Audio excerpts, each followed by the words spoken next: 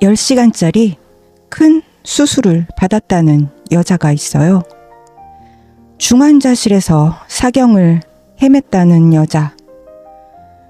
상태가 갑자기 악화돼서 일반 병동에 갔다가도 다시 중환자실로 급하게 내려갔다던 그 여자. 그 여자가 어느 날 밤 저에게 전화를 했습니다. 본인 휴대폰도 없어서 옆 사람 휴대폰을 빌렸다면서요. 그리고 자신이 지독하게 아팠다는 이야기를 늘어놓는 이야기 중에 이런 말을 하더군요. 얼마 전에 미용실에 갔었는데요. 머리 전체를 노란색으로 염색해 버렸어요. 미용실은 갔습니다. 머리 전체를 노란색으로 예쁘게 염색도 했습니다. 그런데 제 돈 200만 원은 1년이 지난 지금 이 순간까지도 돌아오지 않고 있습니다. 안녕하세요. 나는 이혼녀입니다. 오늘은 매일 밤 저를 짓누르는 이혼 소송이나 상간 소송, 그 징글징글한 이야기 말고 그 피마르는 지옥 속에서 제가 당했던 또 다른 기만의 기록을 털어놓으려고 합니다. 제 지인의 여자친구가 저한테 200만 원을 빌려서 1년 넘게 갚지 않으면서 저의 가슴을 짓밟고 있습니다. 그리고 지금까지도 뻔뻔하게 버티고 있습니다. 돈 잘 버는 남편 뒤에서 하녀 이하의 취급을 받으면서 매일 수면제로 버티던 제가 왜 그 돈을 빌려줄 수밖에 없었는지, 왜 바보처럼 독하게 재촉 한번 못했는지, 그리고 지금 제 심정이 어떤지 오늘 그 날것의 서사를 전부 말씀드리겠습니다. 이 이야기를 들으시면 인간의 가장 약한 감정인 동정심을 무기로 삼는 이기적인 인간들이 얼마나 소름 돋게 무서울 수 있는지 알게 되실 겁니다. 먼저 등장인물 소개를 해야겠어요. 제가 오늘 이야기에서 수미감자 그리고 밤고구마라는 가명을 쓸게요. 수미감자는 오래전부터 제가 취미활동 동호회 모임에서 알게 된 남자 동생입니다. 저보다 몇 살 어리고요. 수미감자는 자신이 힘든 일이 있거나 어딘가 넋두리 하고 싶을 때마다 밤낮 가리지 않고 저에게 전화를 했었습니다. 한 번 전화하면 기본이 1시간 이상이었고요. 저는 친한 누나로서 언제나 성심껏 그의 고민을 들어주고 다독여주곤 했었어요. 수미감자가 도움을 청할 때 저는 제 일처럼 도와줬고요. 또 제가 어쩌다 한두 번 도움을 요청하면 그 동생도 흔쾌히 손을 내밀어 주었었죠. 수미감자와 주고받은 도움에는 금전적인 것이 단 10원도 없었습니다. 오직 순수한 인간적인 의리와 친분뿐이었죠. 그래서 저는 수미감자가 나름 의리 있고 단단한 사람이라고 굳게 믿고 있었습니다. 그 수미감자에게는 오래 사귄 여자친구가 있었는데요. 수미감자의 여친을 밤고구마라고 부르겠습니다. 저는 밤고구마라는 여자와는 직접적으로 친한 사이가 전혀 아니었어요. 수미감자가 활동하는 취미 모임 공간에서 몇 번 얼굴 본 적이 있고요. 딱 한 번 셋이서 밥을 같이 먹은 적이 있을 뿐이에요. 수미 감자가 전화통화로 하소연할 때 이름만 자주 들어서 대충 알고 있을 뿐이지 개인적으로 연락처를 알거나 통화 한 번 해본 적 없는 사실상 타인이나 다름없는 사람이었죠.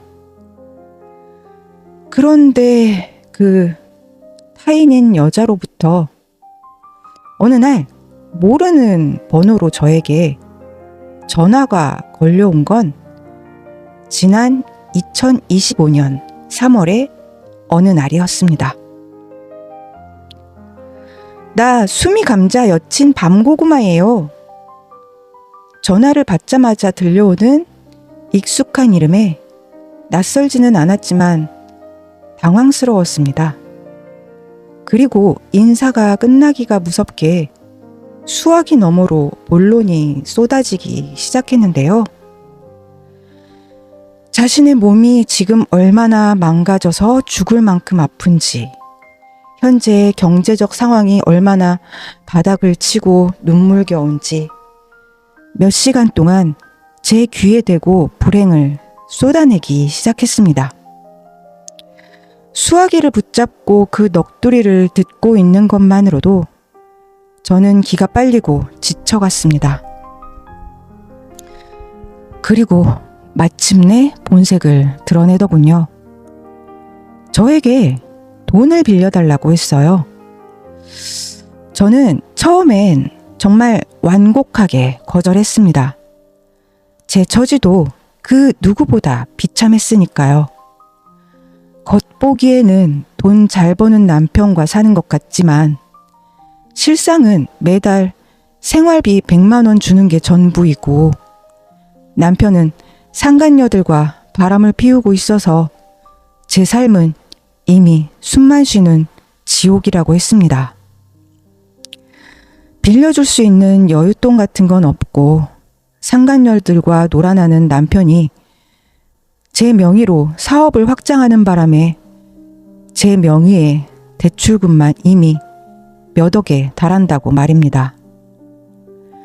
그 스트레스와 매일 남편의 폭언 때문에 늘 정신과에 다니고 신경 안정제를 달고 살면서 수면제 없이는 단 1분도 잠을 잘 수 없는 처지라고 제 피눈물 나는 현실을 낱낱이 털어놓았습니다. 그러자 밤고구마가 수화기 너머로 펑펑 울기 시작했어요. 어떻게 그런 지옥 같은 상황에서 버티며 사셨냐고. 자기가 능력이 되고 상황만 좋으면 당장이라도 언니를 도와주고 싶다면서 진심으로 가슴 아파하며 울었습니다. 참 기가 막히더군요.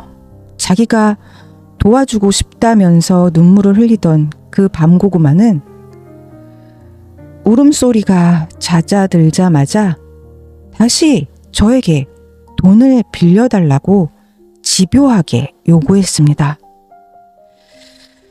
제 아픔에 공감하며 흘린 눈물조차 제 주머니를 열기 위한 정교한 수단이었던 겁니다. 결국 저는 무너졌습니다. 제가 지옥에 있으니 지옥에 있다는 그 밤고구마의 눈물을 차마 외면할 수가 없었던 거예요. 제가 가진 비상금 200만 원을 빌려주겠다고 했습니다. 밤고구마는 고마워하면서 계좌번호를 보내왔습니다. 은행명과 예금주 이름이 적혀 있었죠. 저는 당연히 그 예금주가 밤고구마의 본명인 줄 알았거든요. 근데 나중에 알고 보니 그 이름은 밤고구마의 본명이 아니라 밤고구마 언니의 이름이었어요. 본인 사정상 자신의 이름으로 통장을 개설할 수 없어서 언니 명의를 대신 쓰고 있고, 그리고 취미 동호회 단톡방에서도 계좌를 사용 중이라고 변명하더군요.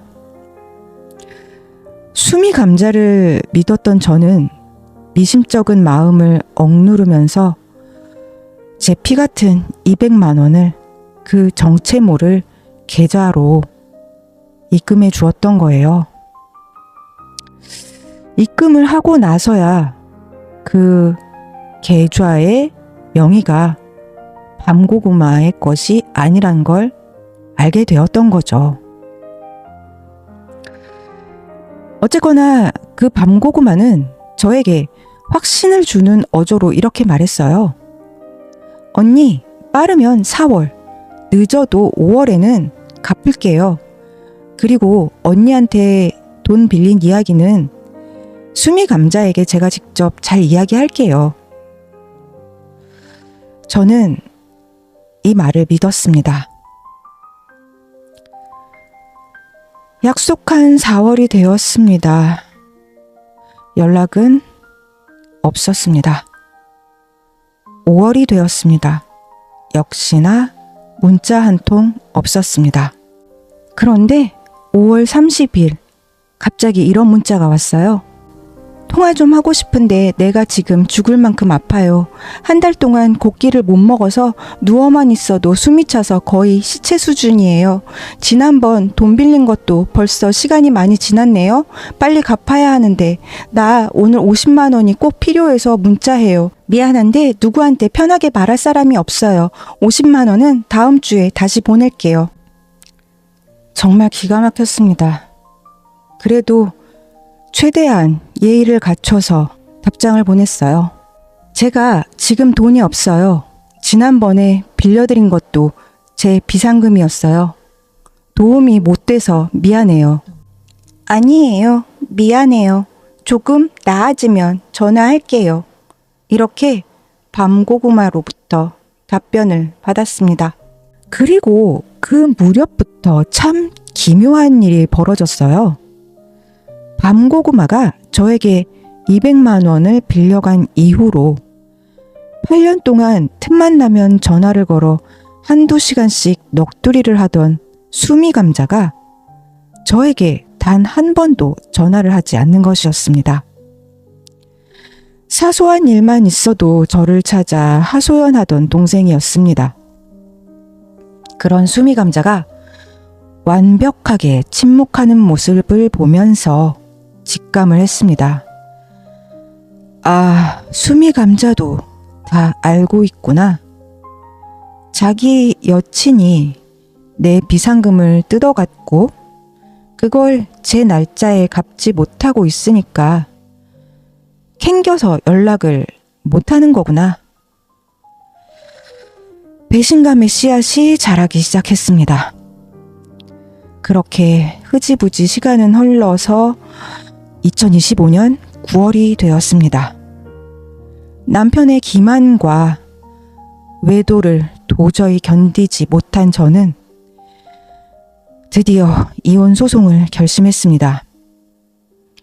단돈 10,000원, 몇십만 원이 아쉬워서 당장 숨이 턱끝까지 차오르는 극한의 상황이었습니다. 쥐도 궁지에 몰리면 고양이를 무는 법이지요. 저는 쥐는 아니었지만 큰 용기를 내어서 밤고구마에게 문자를 보냈습니다. 안녕하세요. 빌려드렸던 돈 200만 원 돌려주세요. 제가 어제 이혼 소송을 시작해서 사정이 매우 급합니다. 바다은행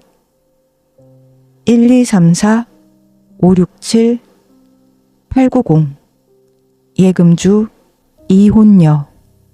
문자를 보내자마자 기다렸다는 듯이 밤고구마에게 전화가 왔습니다.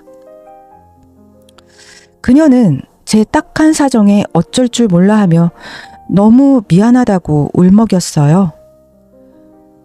지금 당장 추석 전에는 어렵지만 추석이 지나고 나면 무조건 어떻게든 빨리 갚겠다고 호언장담하더군요. 저는 마지막으로 그 말을 믿고 알겠다고 했습니다. 추석이 지나갔습니다. 그리고 10월 23일 밤고구마로부터 부재중 전화가 왔습니다. 저는 일하던 중이라 전화를 받지 못했었고요. 그래서 지금 일하는 중이니 문자로 용건을 남겨주세요 라고 정중히 문자를 보냈습니다. 그러자 밤고구마로부터 저녁에 다시 할게요 라는 답장이 왔습니다. 그날 밤 밤고구마로부터 전화는 오지 않았습니다. 그리고 잔인하게도 2026년 새해가 밝아 한겨울이 지날 때까지 그 여자는 다시 완벽한 잠수 상태로 돌아갔습니다. 여기까지 들으신 분들은 가슴을 치며 답답해 하실 겁니다. 왜 독하게 쫓아가서 받아내지 않았냐? 왜 전화를 수십 통 걸어서 갚으라고 윽박지르지 못했냐? 저를 미련하다고 탓하실지도 모르겠습니다. 하지만 제가 그럴 수 없었던, 아니 손발이 묶일 수밖에 없었던 소름 돋는 이유가 있었습니다. 그 여자가 제 비상금을 가져간 직후부터 수미 감자와 밤고구마가 함께 활동하는 취미 동호회 단톡방에 수미 감자의 이름으로 장문의 글들이 올라오기 시작했습니다. 자신의 여자친구인 밤고구마가 지금 죽을 정도로 몸 상태가 나빠져서 응급수술을 받아야 한다는 절박한 글이었어요. 그리고 며칠 뒤에는 무려 10시간이 넘는 대수술을 받았고 깨어나지 못해서 중환자실에 누워있다는 소식을 전했습니다. 그 뒤로도 수미감자는 주기적으로 단톡방에 여친의 건강 상태를 생중계하듯이 올렸습니다. 수술 후 경과가 너무 좋지 않다. 잠깐 일반 병동으로 올라왔다가 갑자기 상태가 악화돼서 다시 중환자실로 내려갔다. 지금 상황이 너무 위험해서 불안에 미치겠다는 등 그런 내용들이었어요. 저는 그 단톡방에 이름만 얹어두고 있을 뿐 그 동호회 활동을 전혀 하지 않는 사람입니다. 오래전에 두 사람이 행사 진행을 하는데 도와달라고 해서 순수한 호의로 도와줬다가 그 방에 묶여 있었을 뿐이죠. 그 방에서 아는 사람이라곤 수미감자와 밤고구마 둘뿐이었습니다. 그런데 제 돈을 빌려간 여자의 남친이 내 여친이 중환자실에서 사경을 헤맨다며 실시간으로 슬픔 가득한 글을 올리는데 제가 그 단톡방의 글을 뻔히 보면서 어떻게 그 여자에게 전화를 걸 수가 있었겠어요? 내 돈 200만 원 내놔라 하고 독촉을 할 수 있었겠냐고요. 10시간이 넘는 수술을 받고 인공호흡기를 달고 있다는 사람한테 돈 갚으라고 쫓아다니는 몰인정한 인간이 될 수는 없었던 거예요. 게다가 저는 작년 11월에 이혼 소장을 접수하고 남편이 바람피운 상간녀 3명을 상대로 동시에 상간소송을 진행하느라 이미 혼이 완전히 빠져나간 상태였어요. 제 한 몸 건사하는 것조차 버거워서 매일 밤 수면제를 삼키던 지옥이었기 때문에 밤고구마에 위독하다는 소식을 의심할 여력조차 없었습니다. 참다 못해 제 사정을 다 아는 친구에게 이 억울함을 털어놓았는데요. 제 이야기를 가만히 듣고 있던 친구가 얼굴이 굳어지더니 저에게 뼈아픈 팩폭을 날리더군요. 야, 너 참 순진하다. 밤고구마가 그 단톡방에 있는 사람들 중에 너한테만 돈 빌렸을 것 같아? 내가 장담하는데 다른 사람들한테도 이런저런 핑계로 몇백씩 다 빌렸을 거야. 그리고 이제 갚아야 할 때가 되니까 채권자들이 돈 갚으라는 소리 아예 입 밖에도 못 꺼내게 만들려고 일부러 단톡방에 수미감자가 자기 여친이 중환자실에 가고 위독하다는 내용을 전시하듯이 자꾸 올리는 거야. 내가 예전 다니던 동호회에서도 똑같은 수법으로 사람들 동정심 사서 5천만 원 넘게 뜯어내고 잠적한 커플들이 있었어. 딱 밤고구마랑 수미감자 100% 그런 부류야. 친구의 말을 듣는 순간 등 뒤로 서늘한 소름이 쫙 돋았습니다. 아, 나 또 당했구나. 인간의 가장 선한 마음인 동정심까지 철저하게 계산해서 연극의 소모품으로 썼구나. 이혼 소송으로 피가 마르던 제 가슴에 거대한 환멸의 멍이 하나 더 드는 순간이었습니다. 그렇게 비참한 마음으로 버티던 중 해가 바뀌었고 2026년이 되었습니다. 그리고 3월 3일이 되었어요. 밤 10시가 훌쩍 넘은 시각, 또 한 번 모르는 번호로 전화가 왔습니다. 직감적으로 전화를 받았더니 역시나 밤고구마의 목소리였습니다. 그 여자는 제가 전화를 받자마자 묻지도 않은 변명부터 하더군요. 언니, 이 번호는 제 휴대폰이 아니고, 지금 제가 병원에 있어서 휴대폰도 없어요. 그래서 옆 사람 휴대폰을 급하게 빌려서 임시로 전화하는 거라 오래 통화할 수도 없어요.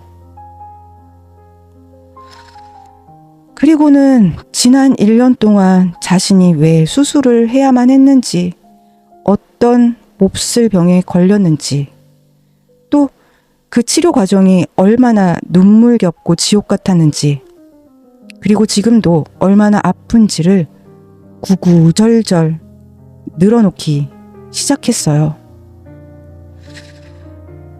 마음을 닫고 가만히 듣고 있는데 제 귀를 의심케 하는 황당한 한 문장이 튀어나왔어요. 언니, 제가 얼마 전에 미용실에 가서 머리 전체를 노란색으로 염색해 버렸어요. 이렇게라도 해야 될 것 같아서요. 미용실에서 무슨 색으로 염색을 했는지 저에게 태연하게 설명하더군요. 그 순간 허탈함을 넘어서 분노가 치밀었어요. 돈이 없어서 휴대폰도 없고 병원에 갇혀서 남의 휴대폰을 빌려 전화한다는 여자가 미용실에 가서 노란색으로 염색할 돈은 있습니까? 말로는 미안하다고, 죽을 죄를 지었다고 흐느끼면서 남의 피 같은 비상금 200만 원은 1년째 안 갚는 여자가 미용실 가서 염색한 자랑을 도대체 피해자인 나에게 왜 하는 걸까요? 제 상식과 도덕관념으로는 도저히 이해할 수가 없었습니다. 밤고구마는 4월에 퇴원을 할 것이고, 퇴원을 하면 밀린 일들을 빨리 처리해서 무조건 제 돈부터 갚겠다고 다시 한번 약속을 했습니다. 그리고 그 통화 시간은 무려 3시간 동안 이어졌습니다. 여러분, 상식적으로 생각해 보세요. 자기 폰도 없어서 옆 사람 휴대폰을 겨우 빌려서 전화했다는 채무자가 남의 폰을 붙잡고 3시간 동안 통화를 지속하는 게 가능한 일입니까? 전화를 끊고 시계를 보니 새벽 1시 50분이더군요. 그리고 전화를 끊기 직전 밤고구마가 제 입을 틀어막기 위해 던진 신신당부의 본질을 깨달았을 때 저는 인간이라는 존재에 완전히 정이 떨어졌습니다. 언니, 수미 감자는 제가 언니한테 돈 빌린 거 진짜 꿈에도 몰라요. 만약에 수미 감자가 이 사실을 알게 되면 정말 저를 죽이려고 할 거예요. 그러니까 수미 감자한테는 절대로 이야기하지 말아주세요. 수미 감자가 그동안 언니한테 전화를 안 한 건 그냥 저를 간호하느라 너무 힘들고 지쳐서 여력이 없어서 그랬던 거예요. 결국 자기 남친한테 제가 다이렉트로 연락해서 밤고구마 네 여친이 빌려간 돈 내놓으라고 빚 독촉하지 못하게 만들려고 다른 사람 폰까지 빌려가며 3시간 동안 아픈 척, 불쌍한 척 연기를 펼친 것이었던 거예요. 끝까지 자신들의 잘못을 은폐하기 위해 제 손발을 묶은 것이었죠. 지금은 2026년 6월 둘째 주입니다. 3월 3일 그 밤의 연극 같은 3시간 통화 이후로 밤고구마는 또다시 연락이 없습니다. 휴대폰도 없고 병원에 갇혀서 치료받느라 바쁘다던 그 밤고구마.